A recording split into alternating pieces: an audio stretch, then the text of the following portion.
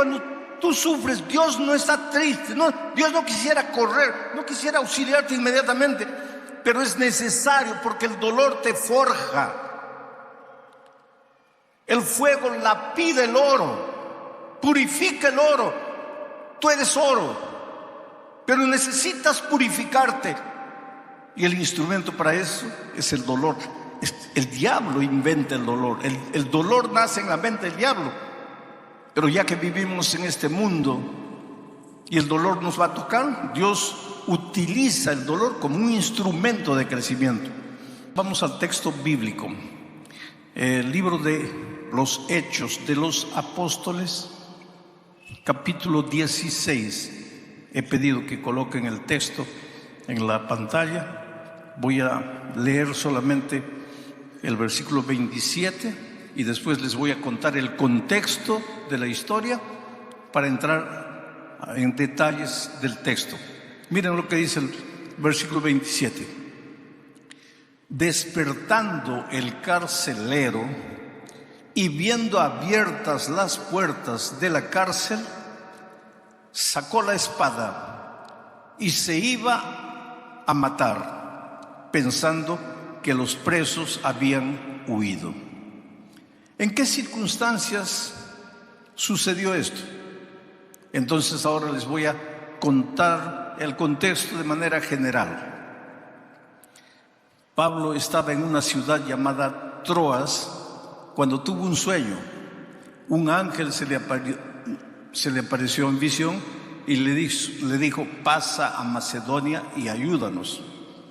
Él estaba pensando retornar, pero al recibir este llamado divino, llegó a la ciudad de Neápolis. Hoy día es el puerto de Kavala. Llegó ahí y más o menos a unos 25 kilómetros se encontraba la ciudad de Filipos.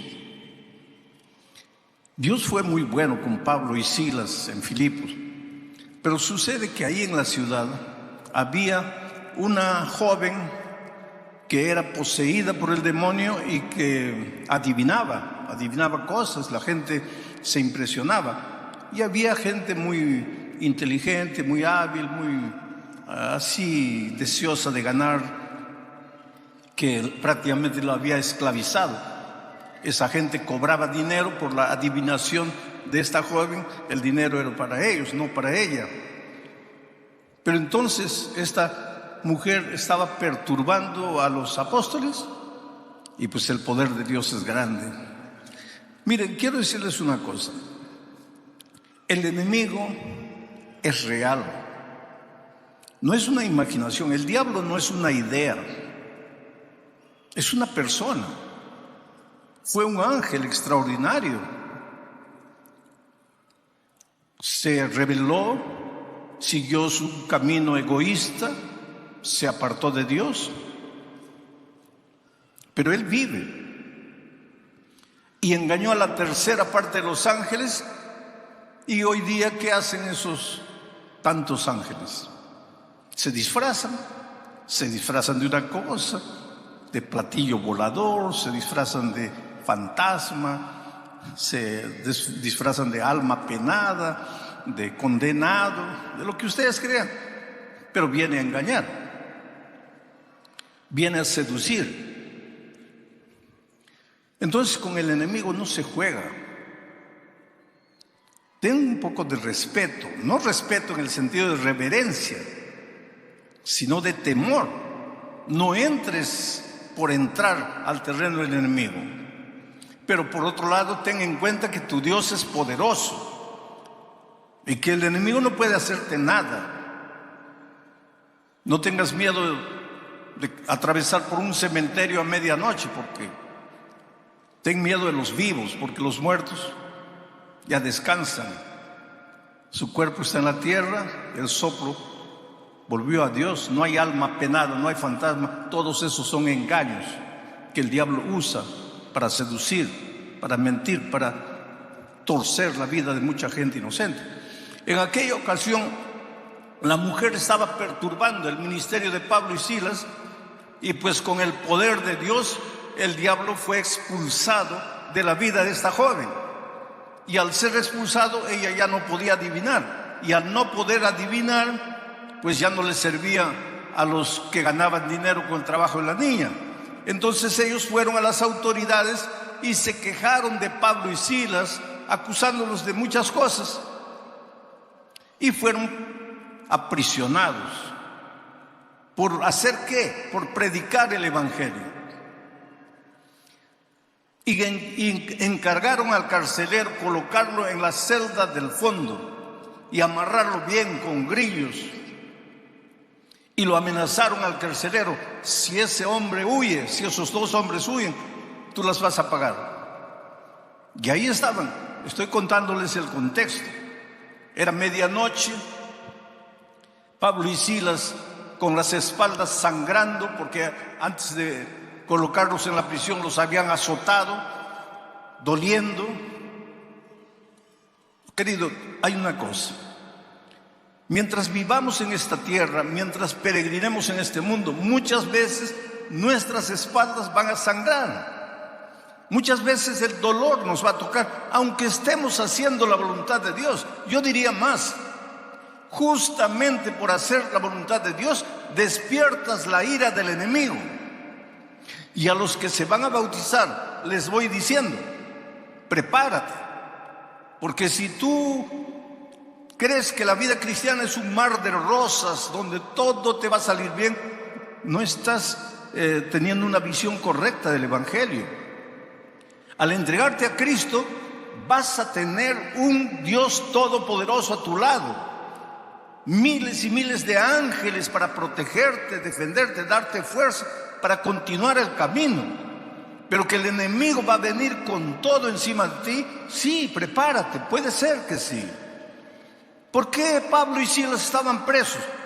Por predicar el evangelio, por hacer la voluntad de Dios, por expulsar un demonio. Estaban a medianoche con las espaldas sangrando, pero cantando. Estaban de noche con las espaldas sangrando, pero cantando. Aquí hay una verdad interesante. Mientras peregrines por el desierto de este mundo, no eres inmune al dolor. El dolor te puede alcanzar porque vives en un mundo de dolor.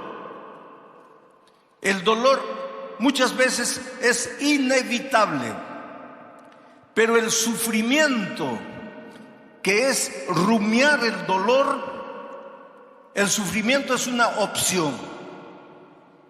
Tú sufres porque aceptas acariciar el dolor. El sufrimiento es el estar rumiando el dolor. Pero ¿qué hago si mi esposa falleció? Si mi hijo descansó, si estoy con cáncer, si he perdido el empleo, ¿debo alegrarme? No, querido, no debes alegrarte. Pero no puedes estar pensando en lo que te sucedió y pensando. Levanta tus ojos al cielo, clama a Dios. Estás herido, con las espaldas sangrando, pero canta. Eso es lo que hacían Pablo y Silas.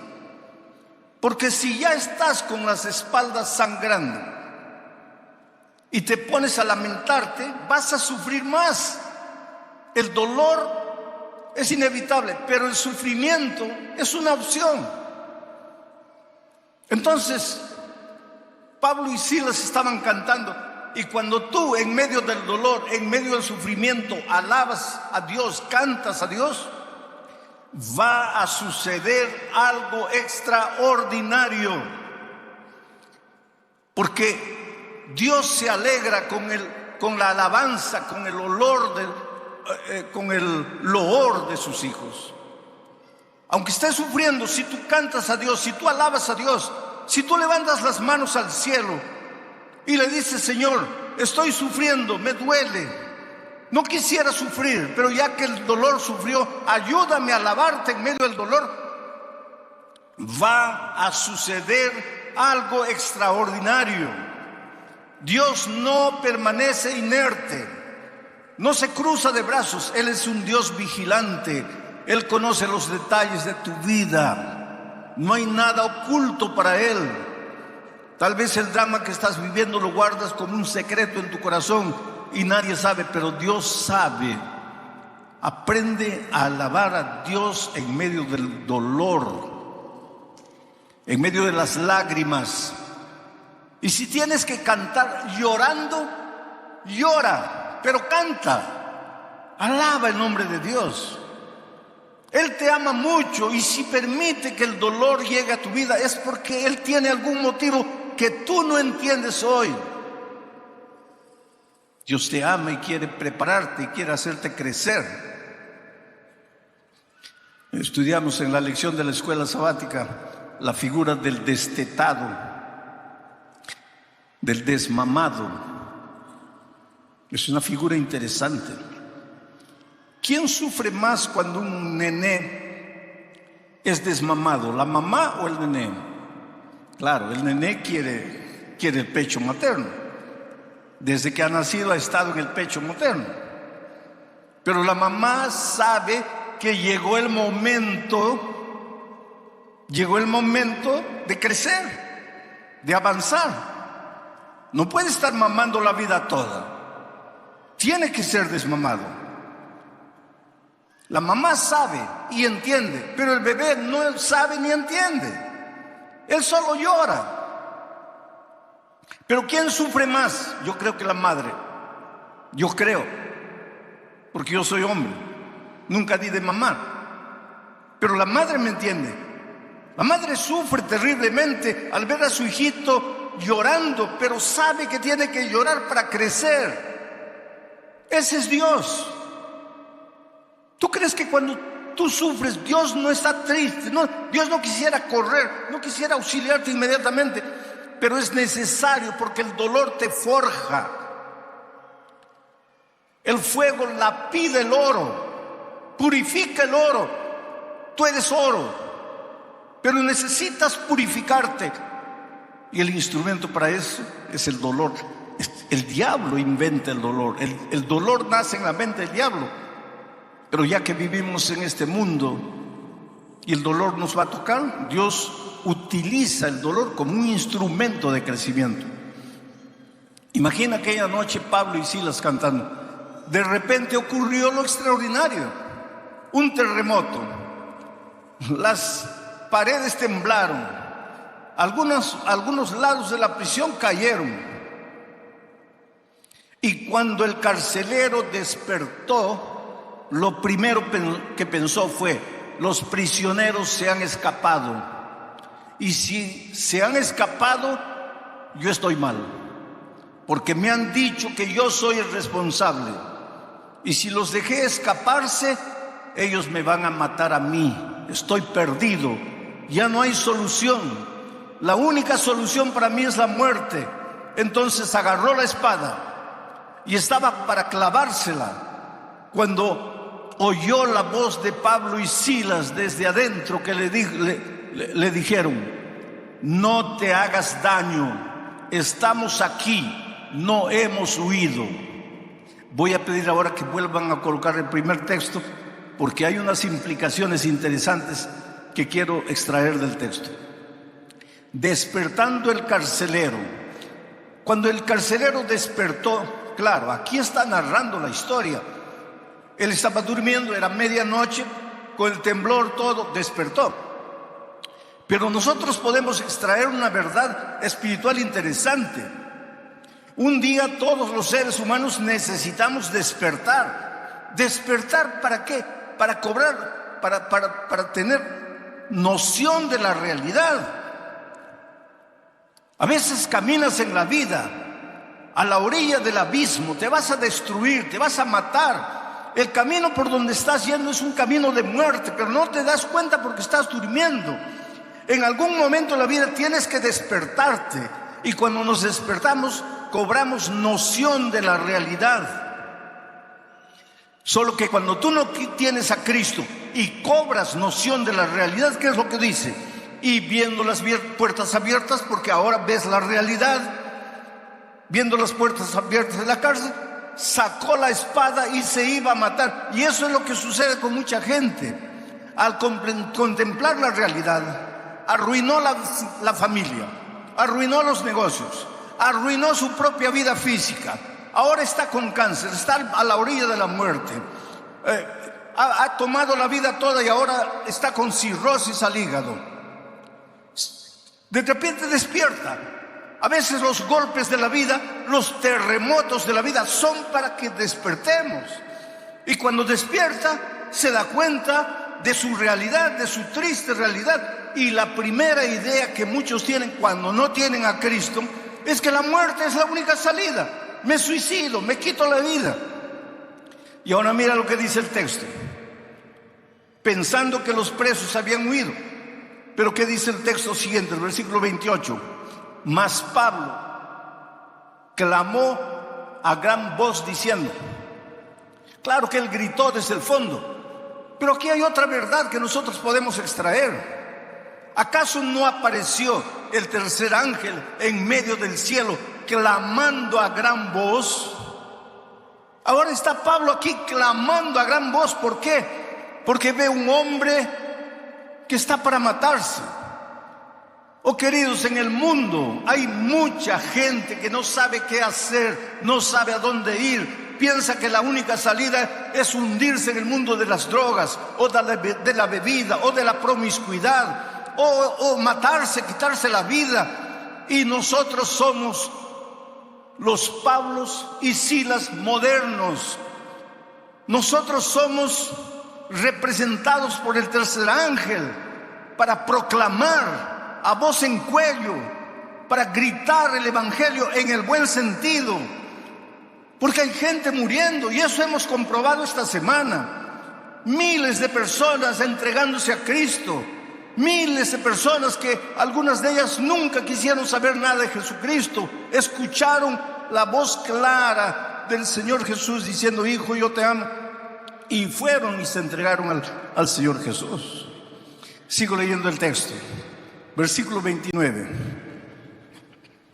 Él, el carcelero, al oír la voz de Pablo y Silas, él entonces, pidiendo luz. Claro, el texto es una cosa, yo estoy sacando lecciones espirituales. Él pidió luz porque estaba oscuro. Escuchó la voz y quería ver si los prisioneros estaban ahí. Por eso pidió luz. Pero estaría mucho forzando el texto si yo dijese que cuando los pecadores despiertan porque oyen la proclamación clara del evangelio, inmediatamente se dan cuenta que necesitan luz. Y la luz es la palabra de Dios. Lámpara es a mis pies tu palabra, lumbrera mi camino. Es la antorcha que alumbra en lugar oscuro. Entonces, no estoy forzando mucho el sentido del texto, aunque el texto es histórico, pero yo estoy sacando lecciones espirituales. Pidió luz y se precipitó adentro. Y cuando vio que los discípulos estaban ahí, temblando se postró a los pies de Pablo y de Silas. Versículo 30. Y sacándolos les dijo: señores, ¿qué debo hacer para ser salvo? Ahora vamos a analizar esta pregunta. El hecho de que el carcelero preguntó: señores, ¿qué debo hacer para ser salvo? Es una evidencia de que él se dio cuenta que estaba perdido. Él despertó, sus ojos se abrieron, la luz iluminó su entendimiento, y su primera pregunta es: ¿qué debo hacer para ser salvo? Porque se sentía perdido, era consciente de que estaba perdido. ¿Y por qué? Porque él no tenía lo que los apóstoles tenían. Porque él, delante de una situación, quiso matarse, mientras que los apóstoles, con las espaldas sangrando, delante de la condenación, alababan el nombre de Dios y cantaban. Entonces él debe haber pensado: ¿pero qué tienen ellos que son capaces de cantar en medio del dolor? ¿Y qué me falta a mí? Que con un simple terremoto ya quiero matarme. Lo cierto es que él se dio cuenta que los discípulos, los apóstoles, tenían algo que él no tenía. Miren la responsabilidad que Dios nos da. Cuando caminemos por la vida, las personas tienen que ver por nuestra manera de vivir, de ser, de hablar, de conducirnos. Tienen que entender que hay algo en nosotros que no es normal, no es humano, es de Dios.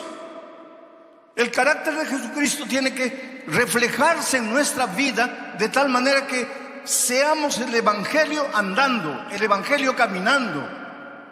De tal manera que las personas vengan y digan: ¿qué tienes? Eres diferente. ¿Por qué eres así?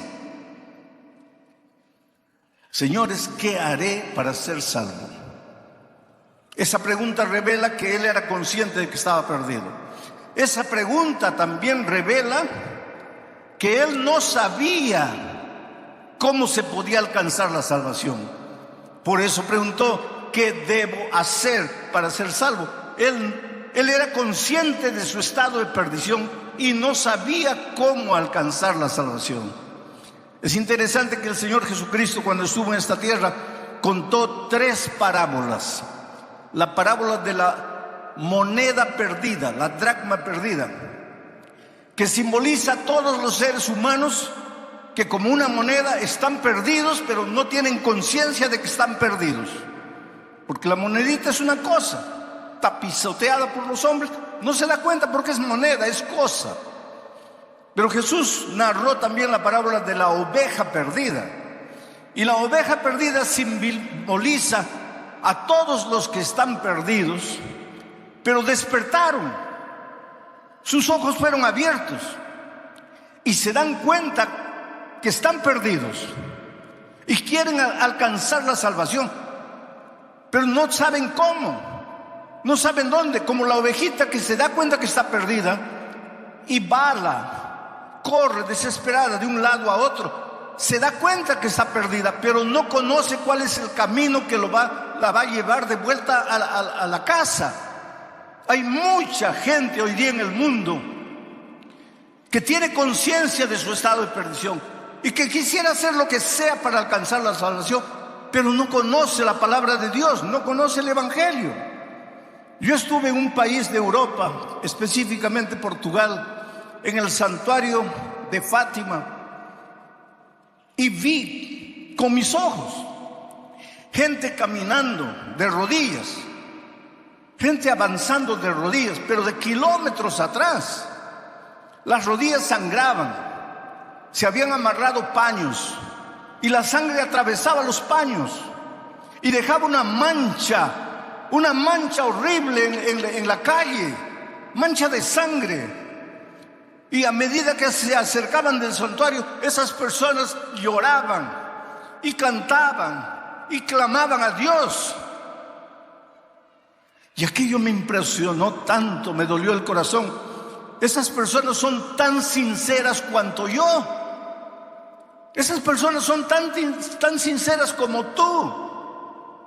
Solo que nosotros tenemos la bendición de que nos llegó la palabra de Dios y entendemos que somos salvos por la gracia, mientras que ellos están queriendo alcanzar la salvación por el dolor, por el sacrificio, por la penitencia. Pero Jesús también contó la historia del hijo perdido.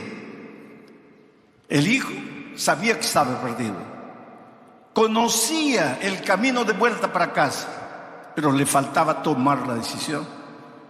Hay mucha gente, especialmente ahora que el Evangelio es predicado por la radio, que escucha el mensaje, entiende que está perdida, entiende inclusive el plan de la salvación, pero le falta tomar la decisión. No mañana, no después, no el próximo año, no cuando me jubile, no cuando me gradúe, no cuando me case, pero no toma la decisión. Es necesario tomar la decisión porque hoy es el día de buena nueva, hoy es el día de salvación. Oh querido, la salvación puede usar, el tema de la salvación puede ser usada por el diablo también para engañar. Cuando el carcelero preguntó: ¿qué debo hacer para ser salvo? Jesucristo los apóstoles no le dijeron: tienes que portarte bien para ser salvo. No le dijeron: tienes que dejar de fumar o de usar drogas o de beber para ser salvo. No le dijeron: tienes que guardar el sábado para ser salvo. La vida cristiana involucra guardar el sábado. Si eres un hijo de Dios, no vas a contaminar tu cuerpo con droga, ni con bebida, ni con promiscuidad. Pero la salvación no es por eso. Y sin embargo, mucha gente piensa que tiene que portarse bien para alcanzar la salvación. La respuesta de los apóstoles fue simplemente: cree en el Señor Jesucristo y serás salvo tú y tu casa. Creer. Pero el enemigo puede venir y seducirte y engañarte y hacerte creer que necesitas hacer algo para alcanzar la salvación. Que la salvación es por la gracia, pero necesitas hacer algo para ayudar a la gracia. Y esa es una mentira completa. Y nosotros a veces somos muy propensos a caer en esa trampa. Por otro lado, cuando el enemigo no puede llevar a depositar la confianza de las personas en el comportamiento, en la conducta, te lleva al otro extremo.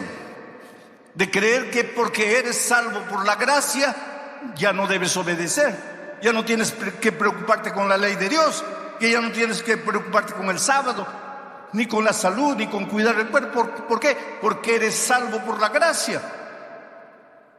Y sin embargo, Pablo es claro cuando escribe a los efesios y les dice que no somos salvos por obra, sino solamente por gracia. ¿Y por qué? Para que nadie se gloríe, para que nadie piense que le ha ayudado un poquito a Jesús para alcanzar su salvación. Tú y yo no podemos nada, no somos nada. Nuestras buenas obras, nuestras justicias son como trapo de inmundicia. Somos salvos únicamente por la gracia. Pero si hemos sido salvos por la gracia no solo es perdonadora, es transformadora. Al mismo tiempo que Jesucristo te perdona, te transforma, te hace una nueva criatura en Él, en Cristo, para que vivas una vida nueva. Ahora vas a vivir como un príncipe en el reino de Dios. Ya no eres más un pordiosero. Ahora vas a caminar en los caminos de Dios. Vas a hacer la voluntad de Dios, no para ganar un punto para tu salvación, sino porque ya has sido salvo únicamente por la gracia de Cristo. Por eso Pablo dice: no somos salvos por obras, somos salvos únicamente por la gracia de Cristo. Pero enseguida dice: pero hemos sido creados para buenas obras.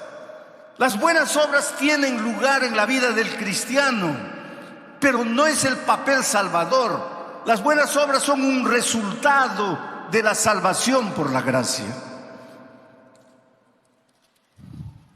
Cuando el carcelero preguntó: ¿qué debo hacer para ser salvo?, la respuesta de Pablo y Silas no fue: no te preocupes, que todos se van a salvar.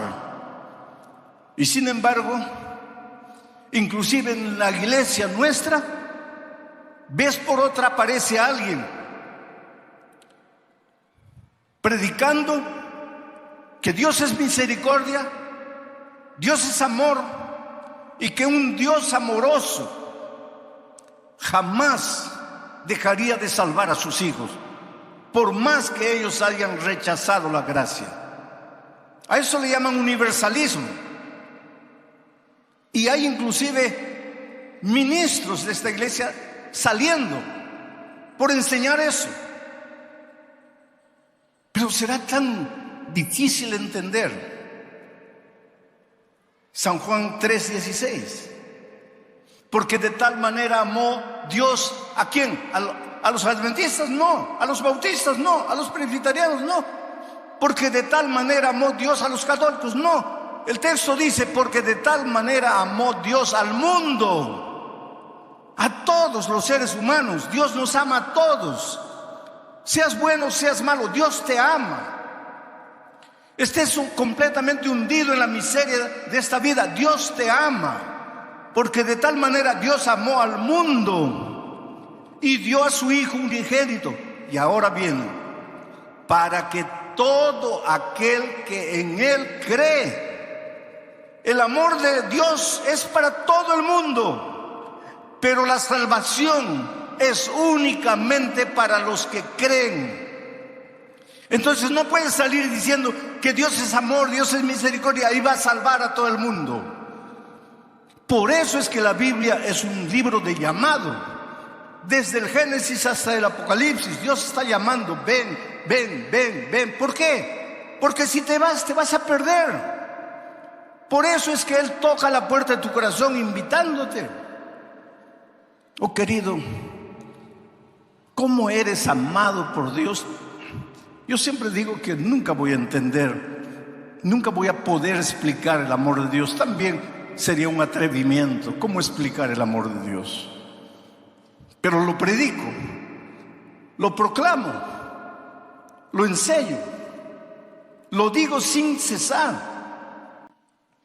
Pero en las alturas de Puno un hombre viene con una botella de aguardiente en la mano, ebrio, y llega cerca de mí y me dice: pastor, Dios puede amar a todos, pero a mí no. Yo no valgo para nada.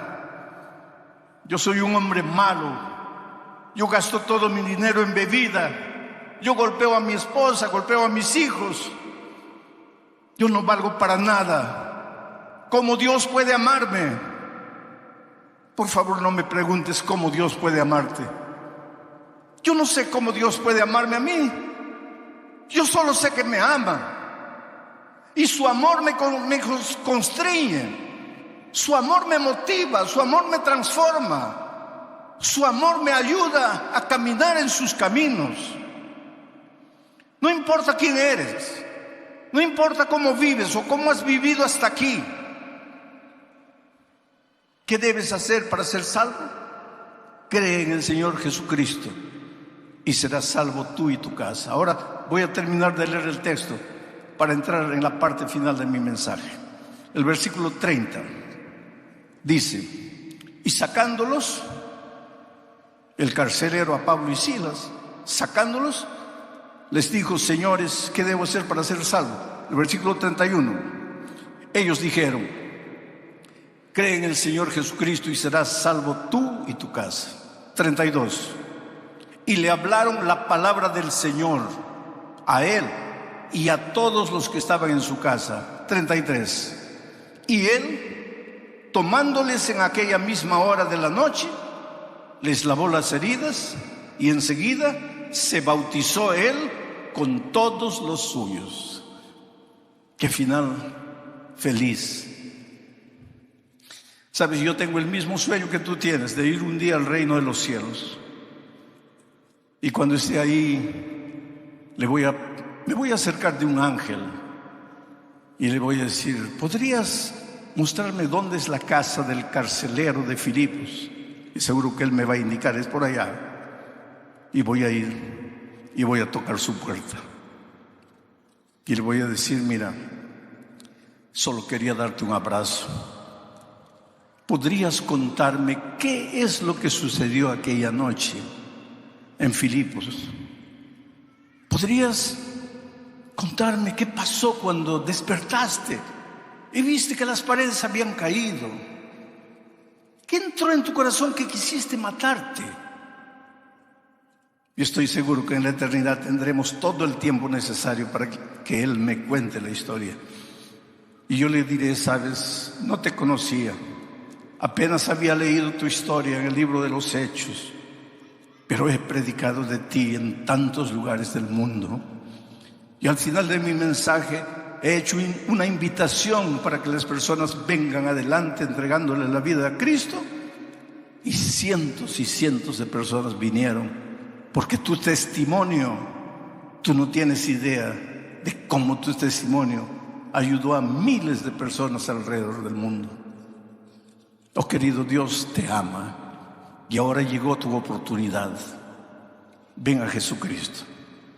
Muchos de ustedes ya han tomado la decisión de bautizarse y han estudiado la Biblia. Y si estaban en el valle de la decisión, en este momento con toda seguridad el Espíritu de Dios está tocando tu corazón y te está diciendo bautízate.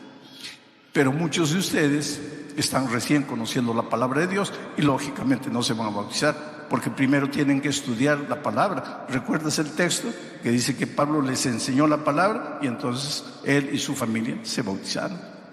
Te voy a pedir que te levantes y vengas. Si quieres bautizarte hoy, o si simplemente quieres aceptar a Jesucristo como tu Salvador y expresarle tu deseo de continuar estudiando la palabra de Dios. En el nombre de Jesucristo, levántate y ven. ¿Quién es la primera persona? Miren, allá está un hombre caminando con fe.